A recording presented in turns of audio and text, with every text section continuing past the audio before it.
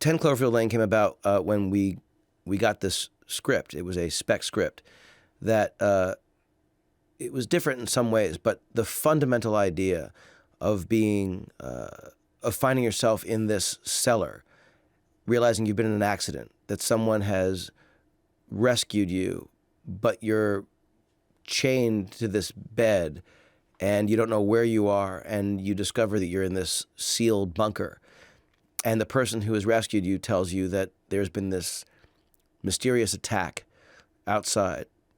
It was such a great and horrible notion. It was such a tense conceit. And I remember feeling like it was just, it was like a Twilight Zone idea. What would you do if, you found yourself there? And I think the great stories are great what-if stories.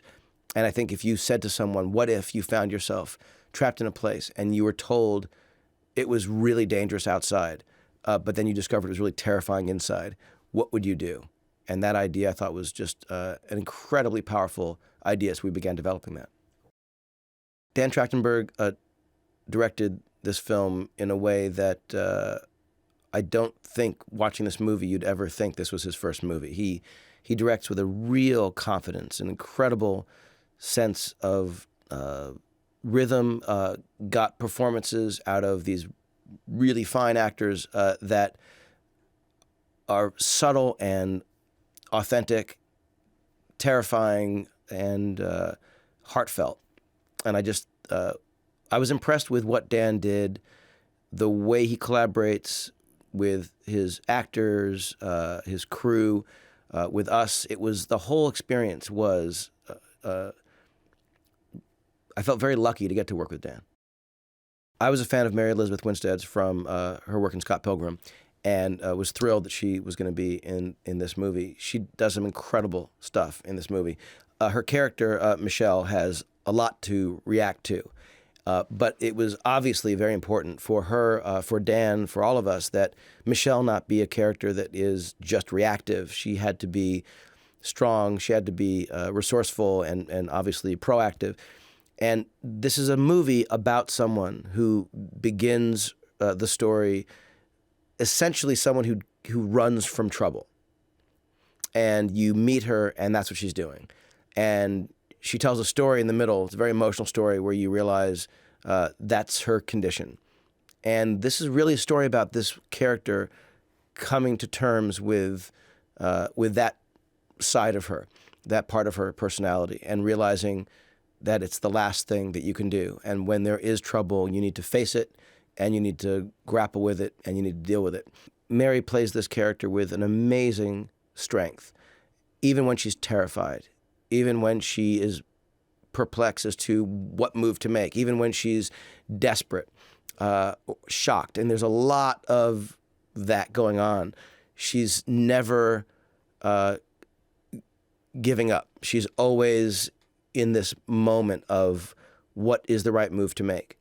At its heart, 10 Cloverfield Lane is a puzzle. This movie is a constant question. What is the right move for Michelle to make to survive? And I think that watching the way Mary performs this character and what she and Dan did together, you see her at every turn calculating what the next move is, constantly making moves that she realizes might not have been the right one, revelations that she has to process and do the math to figure out what does she do next, because that's not what she expected or what the audience expected. And the beauty of that is, I think along the way, the audience is with her every step. And she reacts very much, I think, the way I would like to think we would in that situation, from beginning to end. It's almost counterintuitive to cast John Goodman to play Howard, because Howard is a character that can be truly terrifying, and John Goodman is so instantly likable. And I think the fun of that is seeing these flavors, these things, these ideas that Goodman presents in the movie. It makes it really hard to judge Howard despite what he's doing. John Gallagher Jr., who is someone I loved in Short Term 12 and Newsroom, is someone who he makes it look so easy. And this is a character who, Emmett, who is not particularly sharp, but it takes, I think, an incredibly sharp actor to play a character like that and make him as authentic and likable as John does. One of the fun aspects of 10 Cloverfield Lane is that we developed the story in-house. We shot the film in New Orleans, but in not only editing the film, doing the visual effects for the film, but also doing some of the reshoots and the work that gets done in post, doing that in-house, there's a kind of homespun quality to it. The movie feels like it's this project that's been worked on, in sort of in secret, and it allowed us to sort of surprise audiences with the announcement of this movie in a way that it didn't get leaked because we weren't working on it really outside of Bad Robot. Kelvin Optical is a department at Bad Robot that is run by Ben Rosenblatt, and it is this sort of production arm that has not only been involved in production on a number of reshoots that we've done, but also oversees visual effects, and getting to do that, some of the sound effects in-house, mixing of the movie in-house. It's closer to doing a student film or an independent film than it is doing a typical studio movie. And I'm really grateful that Paramount has supported our, working on all those aspects of the movie in this way, partly because it's more fun, it's easy access because everything's sort of under one roof, and there's a kind of pride, I think, that everyone here has when something comes together that was, conceived, shot, edited, posted, all here. And it sort of makes it more fun. It was amazing how many times in doing press for other projects, I would be asked about Cloverfield. When's the sequel coming? Are you doing a sequel? What about Cloverfield 2? And we discussed with Matt Reeves and Drew Goddard and Brian Burke, we talked about what a Cloverfield 2 might look like. But the truth is that, the idea's got to be better than the thing people might expect to get. And this is in a world where Cloverfield, has come and gone. And since then, Godzilla has been in the mix, and Pacific Rim has been in the mix. And there have been, a number of movies that have sort of done giant monster, kaiju films. And to do something like that again, it has to be a great reason for it. What we decided as we were working on 10 Cloverfield Lane, which when it came to us was called The Cellar, that movie had so many elements that felt consistent with Cloverfield.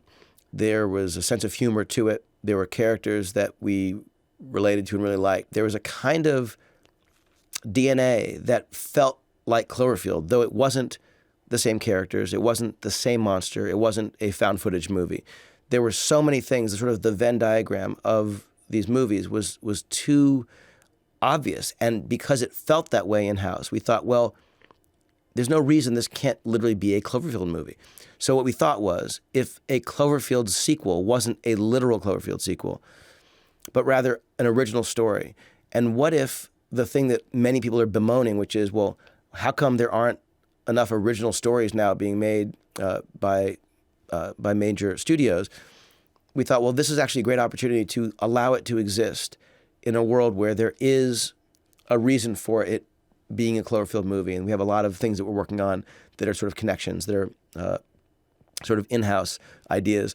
But the idea that this movie would be a kind of sibling to Cloverfield and not a literal continuum was very exciting to us. So we started doing that, work, making connections and adjustments to the story so that it would serve in what we're looking at, the sort of Cloverfield universe, or someone said Cloververse. And it really is just, it's a way of doing a series of movies that all share a certain kind of connection, and yet not feel like we are simply redoing, revamping, retooling, rebooting, but rather doing something original and hopefully frightening and entertaining.